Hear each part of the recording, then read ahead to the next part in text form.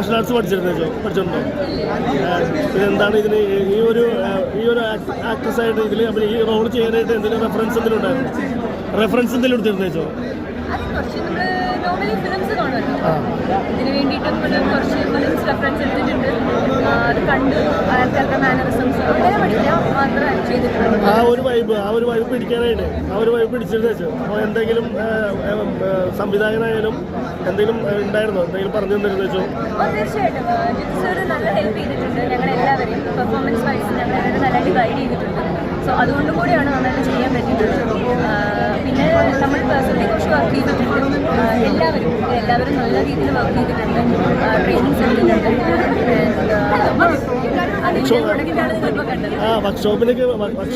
Workshop ഉണ്ടായിരുന്നു. വിശാഖ അത്യാവശ്യം വർക്ക്ഷോപ്പിലൊക്കെ പോയിട്ടുള്ള ആളാണ് ഇത് പഠിക്കാനൊക്കെ, ആക്ടിങ്ങൊക്കെ.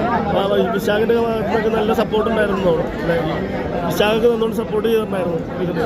അപ്പോൾ അത് നല്ലൊരു എക്സ്പീരിയൻസ് ആയിരുന്നു. ഇതിൽ ആ ഒരു മൂഡ് ക്രിയേറ്റ് ചെയ്ത് നന്നായിട്ട് പോകുന്നുണ്ടായിരുന്നു. അപ്പോൾ ആക്ഷനൊക്കെ ആയാലും എല്ലാം നന്നായിരുന്നു. Wish all the best. ഇതുപോലത്തെ ക്യാരക്ടർ ചെയ്യാനാണ് ആഗ്രഹം. അതോ എന്തായാലും ഫസ്റ്റ് മൂവിയല്ലേ?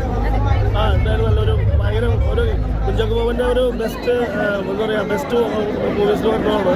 ഇത്രയും ഒരു എൻജോയ് ചെയ്തതാണ്. എല്ലാവർക്കും നല്ല പെട്ടിട്ടുണ്ട്.